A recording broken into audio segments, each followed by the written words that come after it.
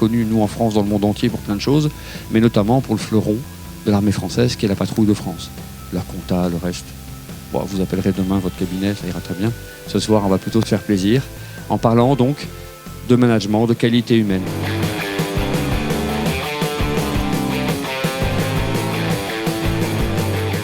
On avait en tête que quand on visite un cabinet d'expertise comptable, c'est peut-être un peu austère, parler de bilan, de bulletin de salaire, etc. C'est l'image qu'on a du comptable qui fait des choses pas toujours passionnantes, ou en tout cas on a l'impression. Et nous, on ne le vit pas comme ça. On ne le vit pas comme ça, pourquoi ? Parce qu'on est tellement au service de nos clients, des chefs d'entreprise, on le fait tellement parce qu'on a vraiment l'impression d'apporter quelque chose, on est tellement content de les conseiller, que finalement, on se prend un petit peu pour des copilotes du chef d'entreprise. Et je vous assure que faire des bilans ou faire des bulletins de salaire, du coup, ça passe beaucoup plus facilement.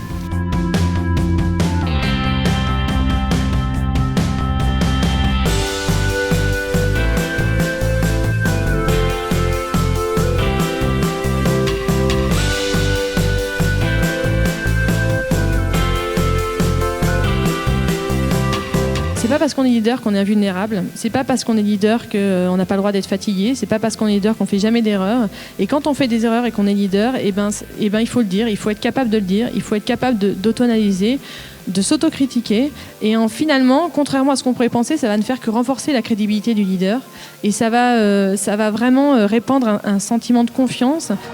Alors c'est vrai que le leader, il est un petit peu le porte-drapeau de l'équipe, mais à aucun moment je me suis sentie seule de tout mon temps à la patrouille de France. Même pour la prise de décision, c'est très, très important. Donc on a toujours l'impression d'être épaulé et d'être porté par l'équipe. En fait, c'est ça. On va faire la musique cadence. La fumée top, en concorde top. Pour atteindre l'excellence, le savoir-être, il est prépondérant. C'est-à-dire que sans ces valeurs dont on a parlé, que sont le respect, que sont la transparence, que sont le partage, que sont la confiance, que sont la loyauté, que sont le fait de donner du sens, le savoir-être, c'est ce qui va vraiment permettre aux équipes de transcender les individualités et justement d'atteindre la performance collective.